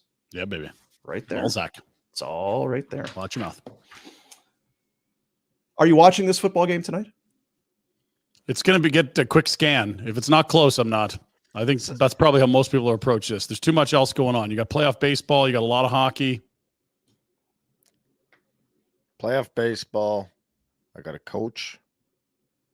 The Sabres home opener is tonight. Lots to talk about that. That's true. Naming a street after RJ. And they got the Rangers, don't they? Rangers tonight. are in town. So I'm going to be underdogs at home against a Rangers club that's getting a lot of preseason hype for not just the star power, but a more well-rounded roster. Shesterkin revenge tour after a May year last year. That's a good game. I saw that's Darlene put a tweet out something about because he's signed the contract. I'm Rick MF. It was something like that, yeah. But it was hey, you know what? You're either with us or you're against us. Let's go, Sabres Nation. Let's get it going. All right. Owen Powers. Did Owen Powers say that? He just signed. Well? No, he seems like he's very quiet. He's right? church mouse. Weird with that name. Yeah. We appreciate you. Support the sponsors. Go to the YouTube channel. I mean, you're there right now if you're watching this thing. That's but if you happen to be listening, we do this stunning. If you want to see what it looks like, you can go to YouTube and watch us and see us do this show. It's you'll be delighted to see our beautiful faces and see what it is that we do. Go to the YouTube, FlamesNation YouTube. You'll find it there. Subscribe. Get on there. Hit the bell. Because then when anything new goes up there, the bell's going to go off on your phone. Be like, oh, the boys have done something. I got to go check it out. Subscribe and like, and then whatever. And if you're watching on YouTube, you may not know the audio portion of this is then available in podcast form on your phone. Are you doing Spotify? You doing Apple? You doing Google? Whatever you're doing, just download it. And there again, subscribe. It's like, hey, the boys just put up something new. I better take a listen. We're coming at you. We're getting in your ear holes one way or another, baby.